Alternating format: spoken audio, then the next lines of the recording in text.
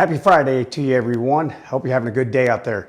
You know, when I was a young kid growing up in Alaska and during my early military days, we were not able to rely upon global positioning satellites to guide us from point A to point B. Anytime we had treks out into the wilderness or anytime the military out into the jungle, it required us to kind of coordinate where we were at any given moment using a compass, like in the old days here. I think I set my compass somewhere. There we go. The good old silver compass back in the days here. You just had a bearing, plot your little map here, your little course here.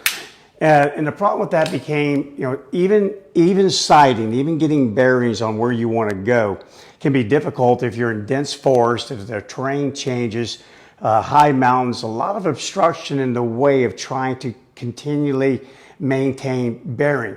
But then another problem came into being as well. How did you know how far you had come up to that point? Have you guys ever been on a hike before and you're out in the woods or you're going on a trail and you're wondering, wow, how far have we traveled? Have we gone like a mile, 2 miles? How far have we gone? And sometimes you're really disappointed when you find out you've only gone 2 and you think you've gone about 10 because the terrain was so rugged, upward ascent that you have to take there, very steep trails, so on and so forth. But all that being said, to kind of just to help us with all these sort of things back in those days, we relied upon a compass and we also relied upon these things called pace beads. So I'm going to kind of show them up here a little bit closer to the camera here so you guys can see it. Pace beads are very simple. They look like the old, back in the days there when you do counting, you move beads across the system there. But pace beads, the way they work are real simple and you can kind of modify them to just be customized to you and what you want. But typically, here's how it's done. You measure out a certain distance, about 100 feet in a lot of cases here, and then you walk that, and then you count how many paces did it take you to travel 100 feet on a level terrain. And then you would do the same thing if you could uphill, and then the same thing downhill. So you kind of got an idea, what is your average pace? How far do you stride when you're moving comfortably under load? And again, all that has to be taken into account. If you're carrying an 80-pound pack, then your stride length is going to be a little shorter than what it would be, of course, without that load. And what would happen is that once you figured all that out, then as you would move along, you start off from point A to point B and you set your bearings, you would have waypoints along the way. And any journey that's worth taking, that's a really long journey, it's great to have waypoints along the way. And where I'm going with this whole thing is that this is something that I use today. It takes me back decades, but I use these pace beads today to remind me about personal goals, professional goals, and certainly my dog's training goals. Because it's really difficult to accomplish a goal if it's just a long ways away. And you know what I'm talking about when you sit there and go, next year, I'm going to do so much better. Next year, I'm going to graduate from this program. Next year, I'm going to write a book. Next year, by this time next year. That's too far. It's too far. You need some small victories along the way. You need some waypoints along the way. And you need something to kind of keep you on pace so you don't overdo it. You don't go too fast and then burn out, or you don't go so slow you're never going to make it from point A to point B. And the whole idea is you also need those little waypoints. That gives you those small victories along the way. It gives you, hey, why don't we just concentrate on the next 3 months? Once we get there and we celebrate that success, let's think about the next 3 months and then the next 3 months. And that's how waypoints work when you're traveling a long distance. When you've got a 20, 30 mile trek, you don't want to be thinking 30 miles. You want to be thinking 2 miles, 3 miles, 4 miles. That's a lot better. It's a goal that you can accomplish, builds your spirits, keeps you on pace, so on and so forth.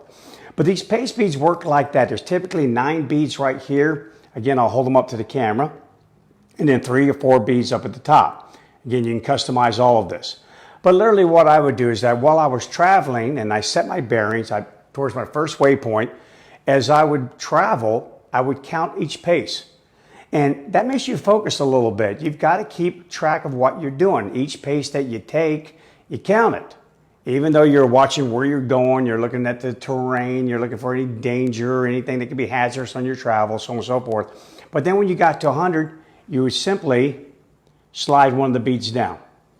And there you go. And you do that until all 9 beads are down, and then you count off another 100, and next thing you know, you slide down one of the top beads, move all these beads at the bottom back to the top, and there you go. So now, even though you suddenly get distracted, you know, you can look down real quickly and say, oh, I know about how far I've traveled.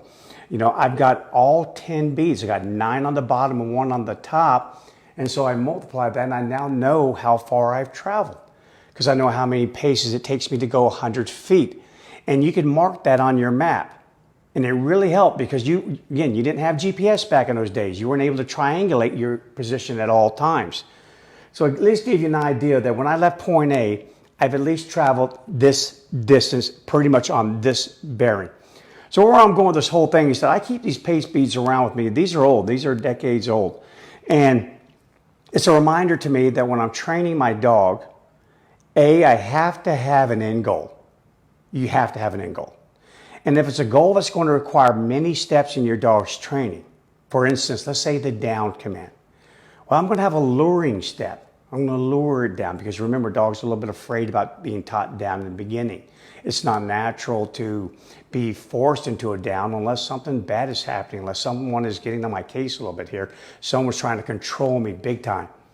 So luring is one of the steps that we do to initially create the down. Then after that, we go to a pulley method by pulling the leash through our foot, using it as a fulcrum. Now the dog down.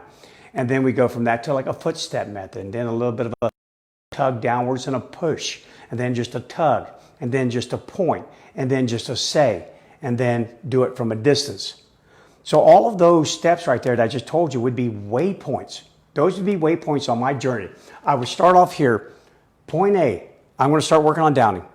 And then I'm going to travel all the way up here to point B. And along that way, every one of those steps I told you are waypoints. And then where the beads come in is this. As I reach it to one of those waypoints, I'll move my bead. Or if I feel like, wow, this was a good training session, I think I'm about halfway to that waypoint, I can move the bead again. And the whole idea is to make sure that all my beads are moved before I accomplish my down. And it's just kind of, you know, again, it may seem silly to some people, but we constantly need reminders not to go too fast. We constantly need something that'll keep us focused on what we're doing. We constantly need something to remind us and help us stay on course. Dog training requires that. Any type of behavior you do, whether you're going to break behaviors, you deactivate one, create one, or whatever, there's multiple steps involved. And every single one of these behaviors needs to be broken down into waypoints. Tiny little waypoints, little journeys along the way, little journeys that make up and comprise the entire journey. So again, these, you can actually buy these. You can order them online. They're simply called pace beads. They're used quite a bit in the military. They're still used to this day. No one wants to totally rely upon anything electronic, anything that would have to rely upon a particular satellite flying by. You always want to have a backup plan. So anytime you see me headed out into a wild, I'm definitely going to have my silver compass.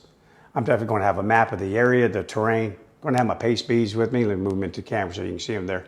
There you go. I'm going to always have my pace beads, usually hook them right up here to my compass so I can take a bearing, make sure I'm at least headed somewhat in the right direction. Sometimes you got to make a big detour. And I also know how far I've traveled.